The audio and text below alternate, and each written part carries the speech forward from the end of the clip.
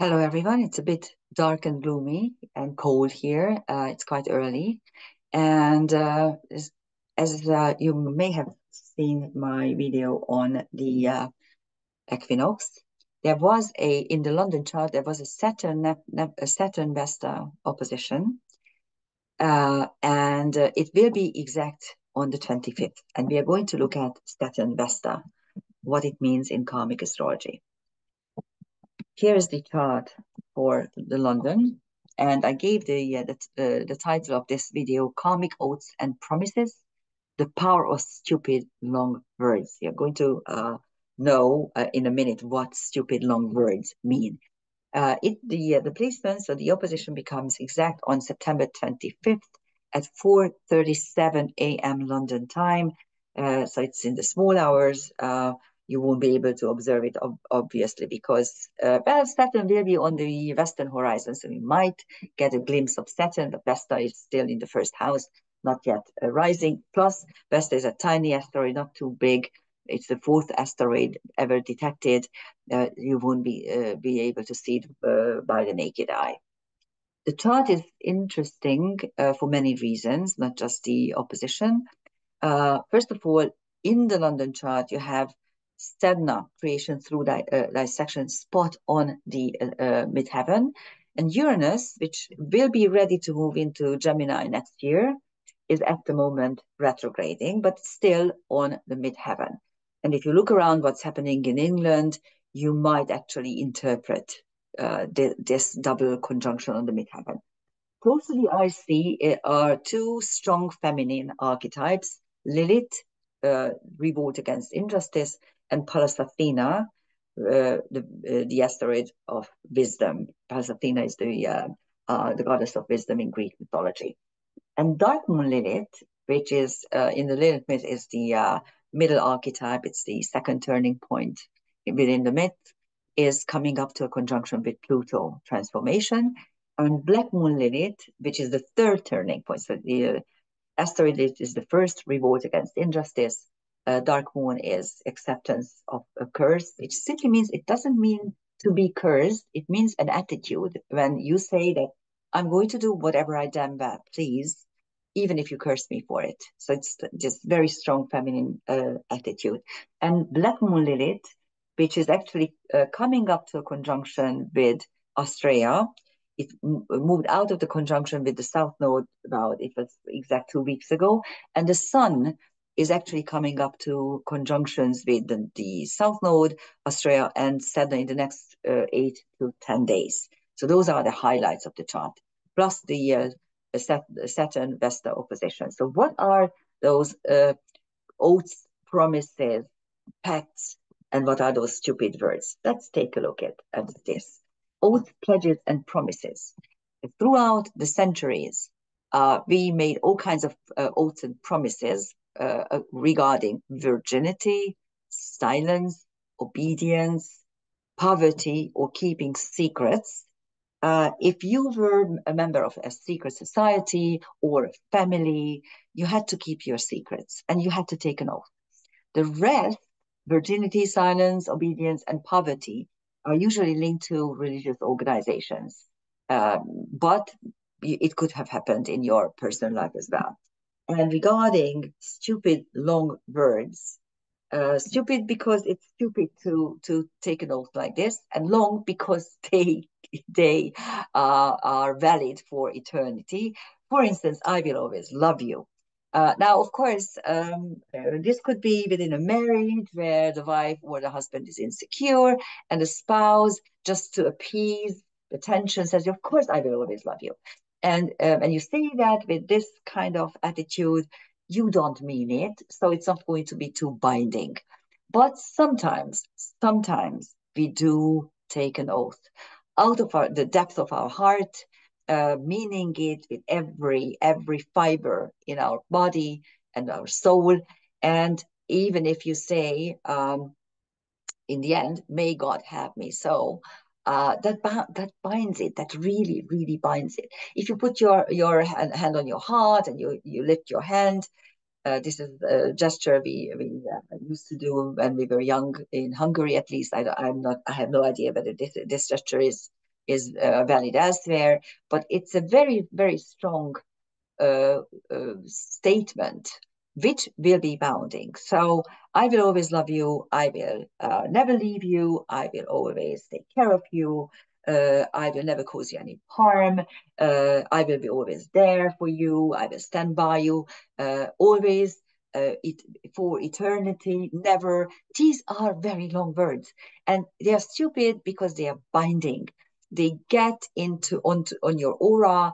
It gets in, if you look at the Akashic record, your own Akashic record, it gets there as like a pledge, like a sigil, sorry, and it will have to be downloaded in a next incarnation. So it's going to be very, very binding.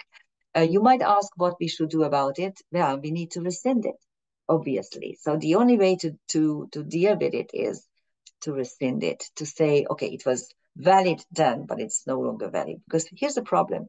Every time you meet that particular person in the next incarnation, that pledge, that promise will materialize, will start to live, and maybe will ruin your life. So that's the problem.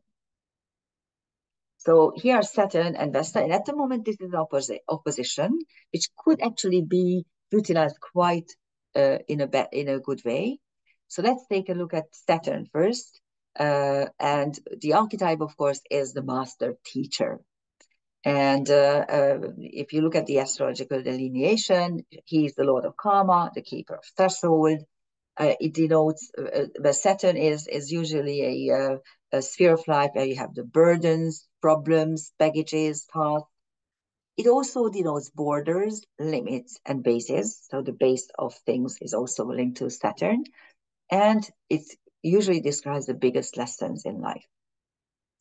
On the other hand, Vesta is a high priestess as an archetype.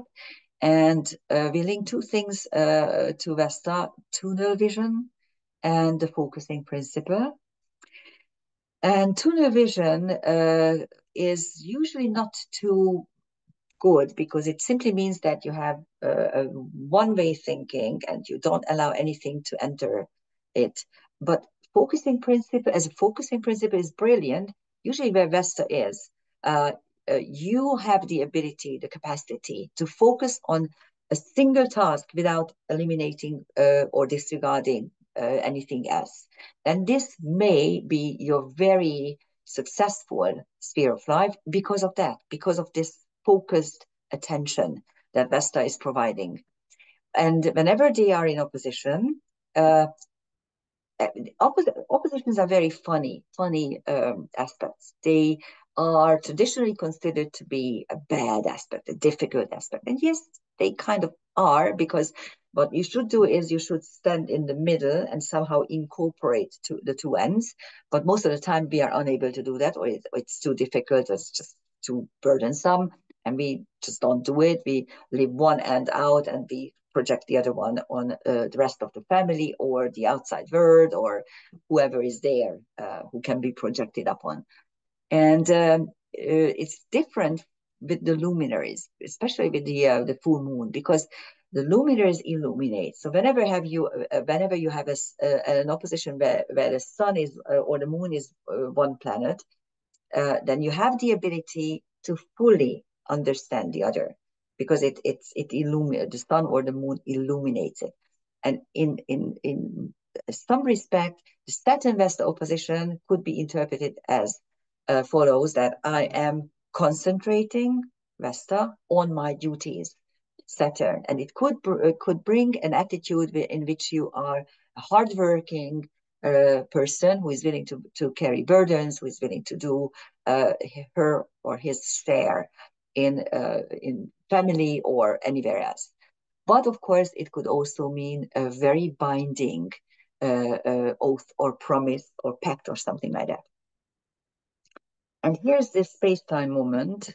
And as you can see, Juno is dissolving this opposition, which is quite brilliant because it suggests that if you have such a pact or promise, then to be able to dissolve it, you might ask someone, you might actually bring into the picture someone who might help you.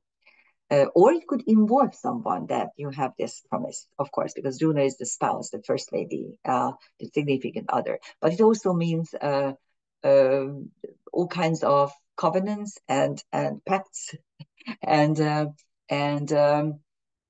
contracts in a mundane situation. So it could actually be the object of this focusing principle as well. And there are very revealing transcendental celestial objects. On Saturn, we still have a Hernar.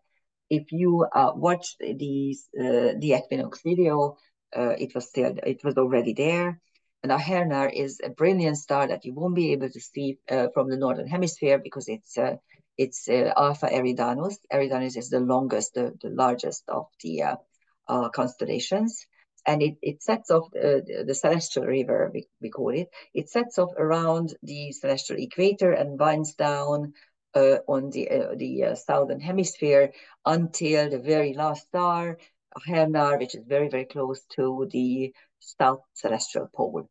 And it represents the hero's journey who leaves behind his equilibrium and starts working and striving and finally reaches its goal or its best potentials at the very, very end. So that's what Eridanus is. And on Saturn, it signifies the fact that, yes, if you put enough energy and effort and knowledge, and if you are willing to carry burdens and you're willing to accept hardships, you will be rewarded at the end of your journey with something really, really beautiful. On Vesta, on the other hand, we have Diomedes and Orcus. Diomedes has many figures. There are many figures of Diomedes with this name in Greek mythology and stories. One is a Greek hero in the Trojan War, and the other one is the king of the Thracians, who owns man-eating horses. So it's this very harsh, violent masculinity which doesn't care what you do and doesn't care. So it's kind of I always have this archetype, and I think of Hamas. These are the Hamas is made up by this archetype. My heart goes out for those young people who were killed just moments or a day before they were rescued. It's terrible. I just thinking that almost for a year they were kept hostages and then they were killed just moments before they were rescued. That I can't tell you how sick I am of this. And this is Hamas. And my dear friend, if you are for pro-Palestine, fine, you can be there. But please consider the fact that Hamas hasn't got a plan. They don't want anything. All they want is to cause pain and suffering and carnage and killing. They don't have a plan. They don't know how to rule. They don't care for their own people either. Their kids. They don't care for anything. All they want is to cause harm. That's my problem with them. Anyhow, so that's Diomedes there. And Orcus is a funny archetype. It's a Plutino. It's a little Pluto. It has the same orbital period as Pluto, and it denotes Orcus is the Etruscan lord of the underworld, and he is responsible for two things. Number one, he's the keeper of hidden treasures, and number two, he's the punisher of broken oaths. And I think it's brilliant that they're talking about oaths and pacts and promises, and he's the one who punishes us when we break it. Okay, or break them. Okay, and on Juno, you have Imhotep, who is a polymath. He was a priest and an architect, a physician, all kinds of things all together. So that's the way out. It shows us the way out. And in the London chart, there is this multiple configuration, this complex configuration, complex planetary picture, because the ascendant descendant is on the same degree as the nodal axis. And I can show you with this configuration what the sun does sometimes when it is not part of the configuration. And that is why it is important to use very, very tight orbs, because you understand what's going on through them. So there's a cardinal karmic cage involving the south node, Australia, partly the black moon, but it's really too wide for my taste, but I put it there just for your case. And then, of course, the north node and the moon. So this is a karmic cage. The moon is at the bending of the nodal axis. And it also highlights and illuminates the north and south nodes. The north node is your karmic intent, and the south node is what you bring in for this incarnation. Or actually, karmic intent or destiny choices both could be represented by the north node. And the moon, which is highlighting both of them equally, is also creating the karmic cage. But look at the sun. The sun is about 6 degrees, 5.5 degrees away from this traffic jam. So actually, it's not part of the configuration. If you take a good look, you will see that these lines don't go to the sun. They go to the south node, Australia, and partly to the black moon, but not to the sun. The sun is standing kind of separate, but that's why it can illuminate. So actually what it could do is, just like when you see that the children are fighting in the playground, you as an adult don't actually go there first. You want to see the situation. What do? You stop, at the fence or at the gate, and you look at what's happening, and you try to assess the situation. So that's what the sun, whenever it is not part of a configuration, but there about 4 or 5 degrees from exactness, it highlights and illuminates it. So that's what it does. And of course, there's a mutability square as well, involving the ascendant, descendant, and Pallas Athena and Lilith. And there are 2 dissolved oppositions and all kinds of engines, which I did not highlight now because it's easier to explain it like this. So there's a dissolved opposition with the south node, Australia, black moon, north node, and Pallas Athena. So this is one dissolution right here. And there's another one with the ascendant, descendant, and the moon. Okay, so those are the dissolved oppositions. Okay, and they dissolve the tension. And here are the transcendental celestial objects, quite a few of them, especially this traffic jam has a number of them and quite fascinating. First of all, the sun has Cleopatra and Nagasaki, the 2 asteroids. Nagasaki again shows us that we are at the brink of the Third World War. Actually, we are already in a cold Third World War.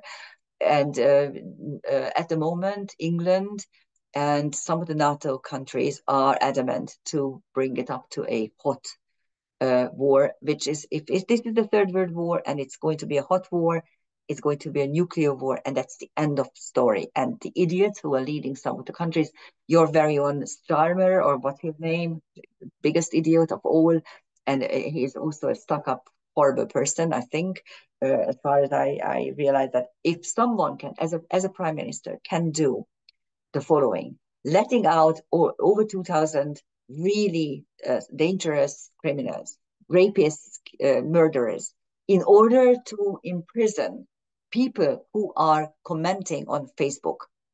That tells you all. That person is very, very dangerous. Okay, and that's what's happening in England. So, that's what Nagasaki represents in this space-time moment. And there's also the supergalactic center, which is the one of the key celestial areas. And the karmic dilemma is nothing is ever enough. It's still there. It was there in the equinox chart as well, of course, because when the sun moved into Libra, that is when it became aligned with the supergalactic center.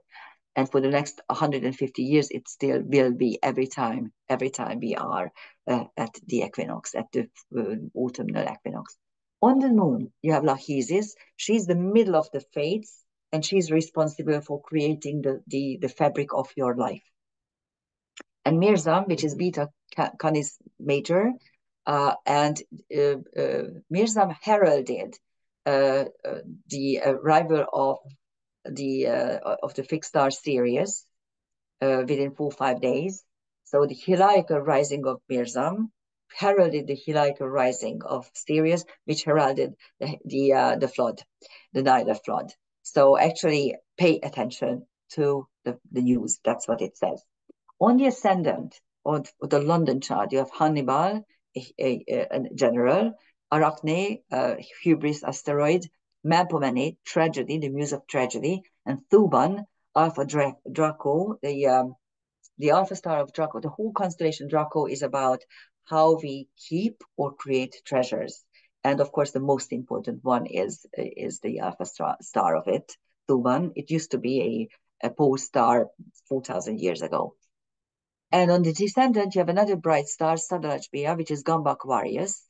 And Sadarajbia is as the water bearer is pouring the water out of the urn. Sadarajbia is up close to the urn, but already in the flow of water, so it represents the flow of life. So it's a very powerful star. Yes, on the south node you have the south node of Australia. You have Attila, the general, another general, and Lancelot, the knight in shining armor. On the black moon, so you can see hopefully that these are 3 different sets of celestial objects. On the black moon, you have Memphis, the seat of power in Egyptian rulership. Make, which is a centaur, a TNO, representing the ability to bring in or to recreate lost soul particles, to bring them back, so to redeem soul loss. And then 2 bright stars, Diadem and Vindomeatrix Diadem. Alpha Coma Berenica is the place where our quietly done sacrifices are being gathered. So you can actually download them from there if you have this placement around 9-10 degrees of, actually 8 to 10 degrees of Libra. And Vindomeatrix, which is the life, not the life-giving, but the